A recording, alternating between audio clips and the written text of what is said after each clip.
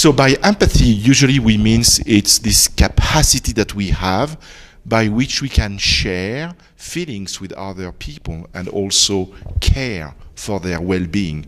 And empathy is something very primitive, very old in terms of evolution, and you have to have empathy if you want to care for your babies, for your family, for your group. So it's something very old in terms of evolution. Now what we do know a lot about the brain mechanisms that are involved in empathy. That's what I study.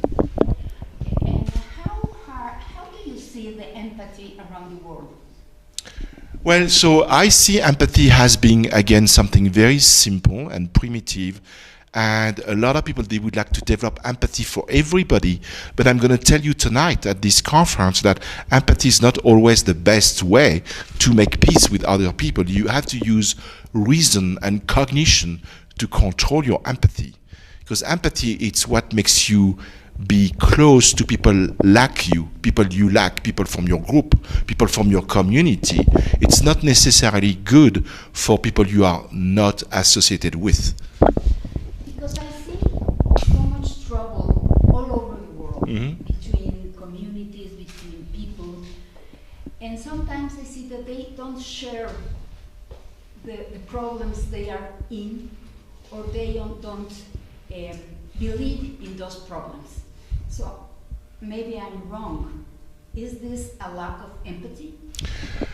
It's maybe not a lack of empathy, but what it may be is it's like empathy is limited. There is so much you can do with empathy. Empathy is not for everybody. Empathy is for very specific people. So empathy, it's like a flashlight. You have this flashlight and you see one person, and then you can have empathy for that person. But empathy is not the best way to connect with a group of people. So if you want to reconcile people between communities, I think it's better to start with two persons. They talk to each other about their life, and then they're gonna come to agree or figure out that they are very similar, whether you live on this side of the border or on the other side of the border. People are the same, right? They are human person. But again, that works for empathy. Empathy, it's like a flashlight. It will make you focus on one individual, not the group. So that's what it's difficult to understand, is that empathy is not always the best way to make peace with the other, except if you take one person at a time. So what I understand, empathy has to be between two people, not Yes, between a lot of people. absolutely.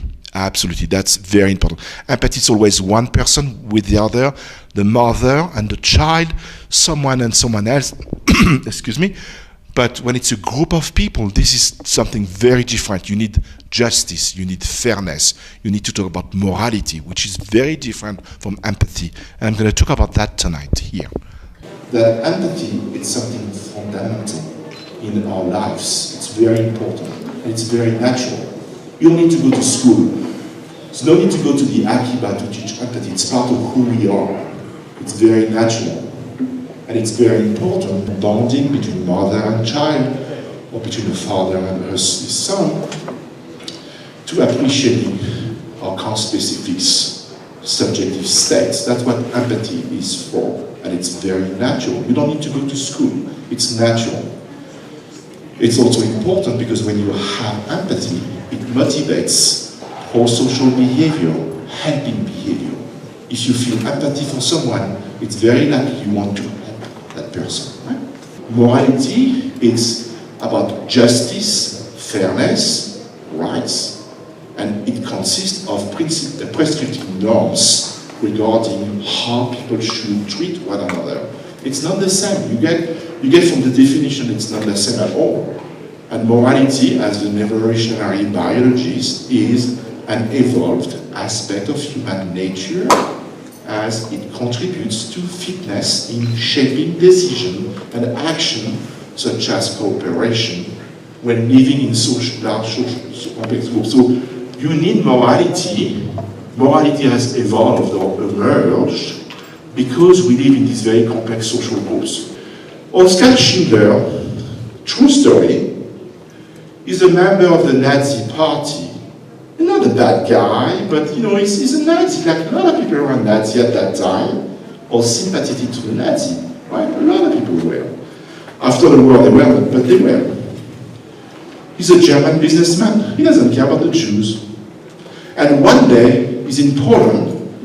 This part of the movie, he's on his horse, like this. Next to him, he has his girlfriend. It's Jan Nelson, who plays Oscar. He's watching the ghetto of Krakow. When the German army goes to the ghetto, he doesn't care very much. And then, he sees this little girl. And she's with a red coat. I know you're crying. Me too, I'm crying. I don't want to show it to you. She's a little girl. She's not in trouble. She's just walking, finding her way around, just to escape. Nobody cares about this little girl. Nobody's going to shoot at her. The German soldier don't even see her. But he sees her. And that's the point I want to make. That is the tipping point in the movie when Oskar Schindler, the true story of Oskar, it's a true story, it's not just a movie, right? When he looked at this little girl and suddenly after that passage in the movie, he did something. He changed his mind and said, what's going on? I can't let that happen. And as you know the story, he tried and he did save thousands of Polish Jews. He looked at her and saw, oh my God, what's happening to her? She was so, again, vulnerable. She's this little girl with a red coat, and he focuses his attention, follow her, and start to realize, oh my God, what's going on? I need to do something. That's what he did. I think this is a very powerful example of what one can achieve. I don't mean we have to be like this, but it's a good story. It's a true story. It's such a powerful story. What we can do when sometimes we focus our attention on just one person, and she's an innocent person. We don't want to focus on the terrorist. Nobody wants us to like people from the Hamas or people who are throwing bombs in Jerusalem. No. But the innocent people, you can focus on them.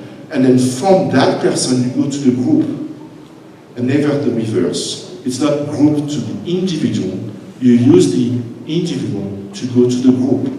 That's the mechanism by which you can use empathy for the best, I think. Right? Empathy is this very primitive mechanism deep in our brain that has been selected by evolution, not just us, all animals who need to take care of their offspring, your family, your group, your friends, people you share genes with, because evolution is always about genetics, right? That's what it is. You're not aware of it, but it's what it is. So that's empathy, and that has evolved for this purpose. I showed you that. It's associated with these very deep mechanisms in the brain, associated with affective communication. I see you in pain, I feel bad, I want to help you. It's with social attachment and parental care. Right? But I showed you also that it is not automatic, and the information that comes to the world when I see you, see your face, or watch TV, it's always filtered. There is always a filter. You don't see everything, there is a filter. And part of the filter is very unconscious. It's all the prejudice that we have, and we are all prejudiced. Don't tell me you aren't. Everybody's a little racist. It's who we are. We have to accept it. If you don't accept it, you cannot change yourself. And sometimes it's important to be racist if you want to survive. It depends who you are. You have to be flexible. What I want to say is that, again, what you see coming from the world is always filtered by unconscious processing.